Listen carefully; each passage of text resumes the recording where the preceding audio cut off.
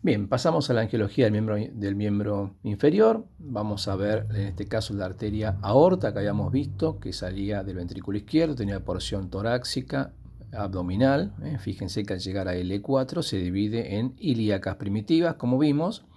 Estas ilíacas primitivas no dan ninguna rama. Acá puede aparecer, mejor dicho, no puede aparecer, aparece una rama terminal también, que es la sacra media, más chiquitita, que es bien medial. Y luego tenemos la ilíaca primitiva, que va a dar la ilíaca externa y la ilíaca interna. La ilíaca externa, como vemos por esta zona, cuando pasa esto que es la arcada femoral o arco crural, cambia de nombre y se llama arteria femoral. Va a pasar por un lugar específico que se llama anillo crural, que lo vamos a ver cuando veamos la zona topográfica del miembro inferior. Fíjense que también va acompañada por la vena, en este caso, la vena femoral, y luego acá sería vena ilíaca externa.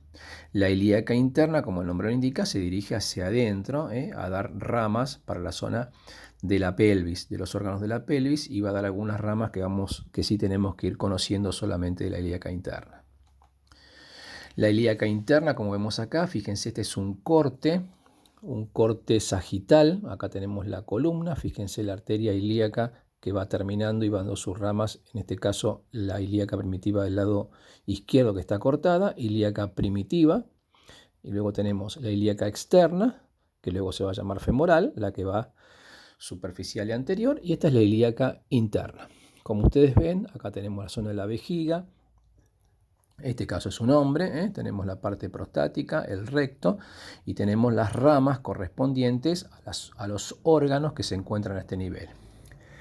Sí tenemos que conocer estas cuatro que están mencionadas acá: obturatriz, glútea superior, glútea inferior y puente interna, que son ramas que vamos a encontrar cuando estemos trabajando sobre nuestro miembro inferior. La obturatriz va a ir junto con el nervio obturador, la vamos a encontrar por el agujero obturador. Las arterias la glútea superior la vamos a ver en la zona que corresponde a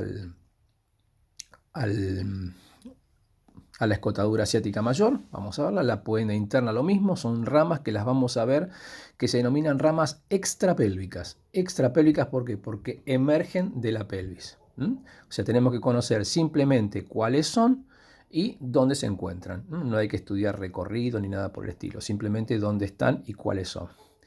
La ilíaca externa, vamos a ver que está por acá, va a dar una rama que es la circunfleja ilíaca superficial, y también va a dar la arteria epigástrica. Solamente conocer que dan estas dos ramas. Vamos a pasar entonces, acá tenemos la que corresponde a la ilíaca externa, en este caso. Fíjense, la ilíaca externa, cuando pasa el anillo crural, se llama arteria femoral.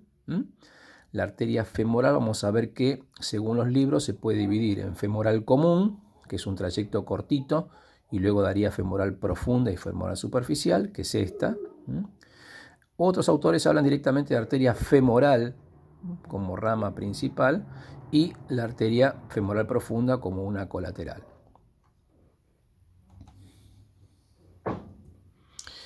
Fíjense que acá en este caso tenemos entonces la arteria femoral, ¿sí?, que vamos a verla en la parte superficial, en la zona que corresponde al triángulo de Scarpa. Luego se va haciendo más interna, hasta que finalmente entra lo que sería la zona que corresponde al anillo del tercer aductor, y como ustedes ven por acá, ya después se deja de ver, porque pasa por la parte posterior. Cuando pasa el anillo del tercer aductor, ya se va a denominar poplitea, que vamos a ubicar en la parte posterior. Por eso entonces la arteria femoral, si me tenemos que decir de dónde hasta dónde va a ir desde el anillo crural o la arcada femoral, donde cambiaba de nombre, hasta el anillo del tercer aductor. Ya acá a este nivel se llama arteria poplitea. Fíjense que una rama importante que a veces confunde es la femoral profunda, muy importante porque va a dar los vasos circunflejos para irrigar la zona del cuello femoral. Fíjense que también va a dar ramos musculares, la arteria del cuádriceps. Fíjense también que acá está dando las arterias perforantes, muy importantes porque se dirigen hacia atrás, son muy importantes. O sea, la arteria femoral profunda tiene un territorio importantísimo. Volviendo entonces a nuestro trayecto, la arteria femoral superficial o femoral directamente, cuando pasa el anillo del tercer aductor, ya se denomina arteria poplitea y estamos en la parte posterior.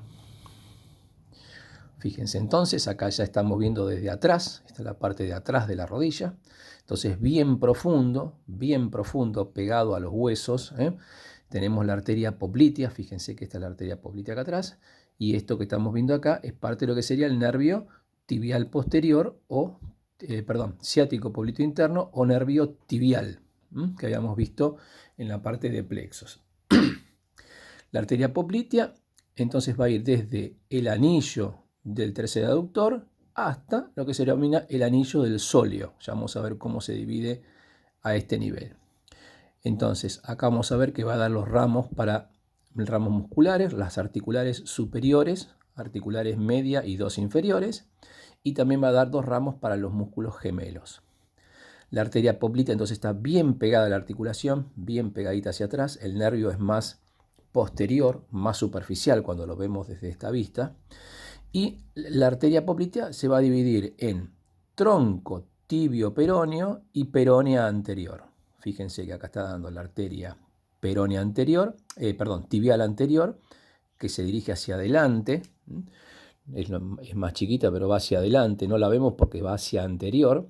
Y el tronco tibio peroneo. El tronco tibio peroneo se divide en tibial posterior y arteria peronea. Entonces a este nivel, anillo del sóleo, que es esto que tenemos por acá, ¿sí? El sóleo está cortado obviamente para que podamos verlo. Esto que está acá abajo es el músculo popliteo, arteria poplitea, tibial anterior, tronco tibio peroneo. El tronco tibio peroneo luego se divide en tibial posterior y arteria peronea. Fíjense que ya la arteria tibial posterior va a ir acompañada del nervio tibial posterior. Y lo vamos a ubicar más hacia abajo en la zona que es retromaleolar interna.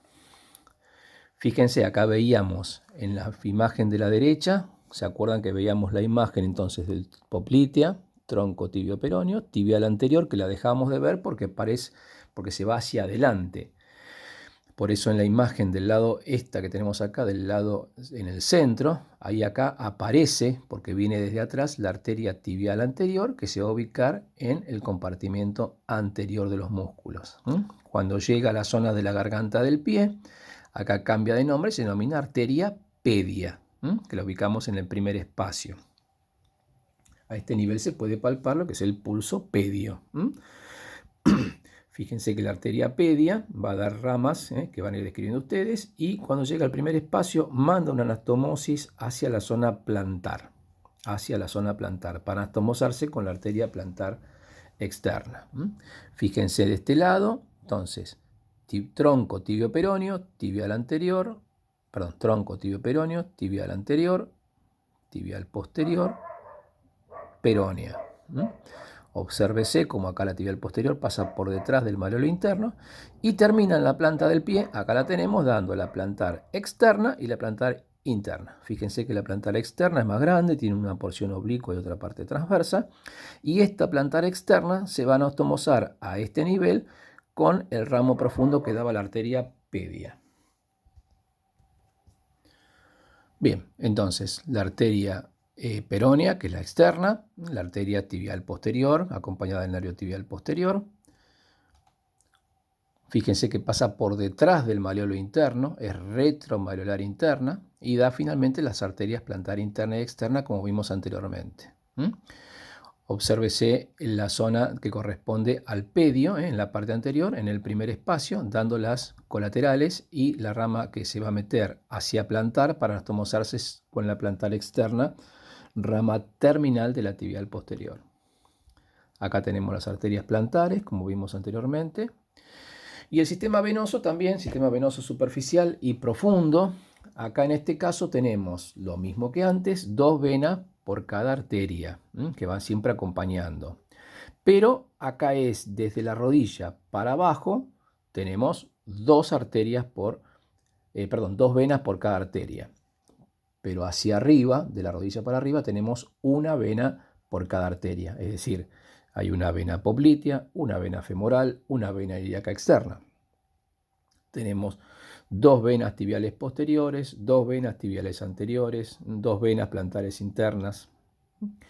El trayecto es el mismo de las arterias. A nivel superficial sí se hacen importantes conocer las venas safena interna y safena externa. Se los voy a resumir acá. Fíjense en el dibujito que tenemos acá en la parte inferior. Tenemos el arco dorsal que viene de una red venosa plantar, red venosa de Leyars.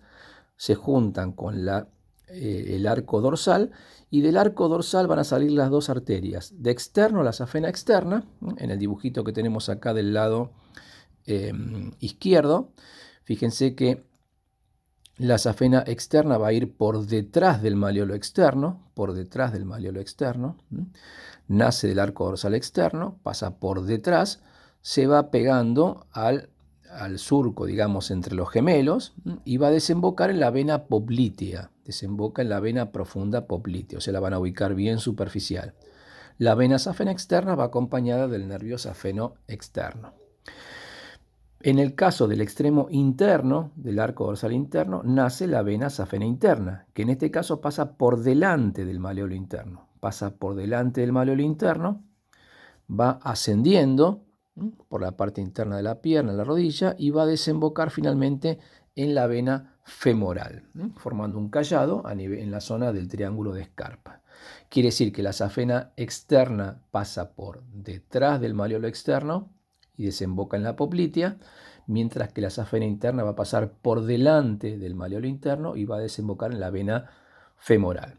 Recuerden también que la safena interna va acompañada del nervio safeno interno, rama terminal del nervio crural o femoral. Muy bien, esto es lo que tenemos que ir conociendo respecto a arterias y nervios.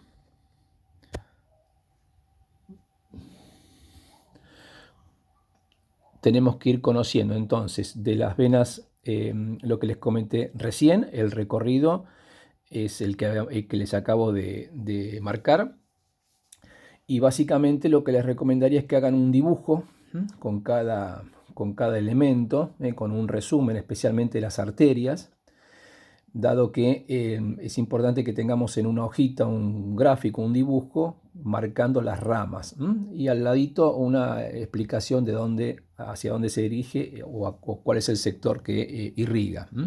No hay que estudiar en detalle el recorrido de cada colateral. Si sepan cuáles son las colaterales y dónde se encuentran y qué territorio irrigan, básicamente eso. Después en los prácticos le vamos a ir haciendo hincapié en las que tenemos que ir marcando, que son las arterias y las venas principales. Lo mismo con el sistema venoso. Con esto estaríamos como para poder empezar a ir estudiando. Bueno, espero que les sea de utilidad para encarar el estudio. Muchas gracias.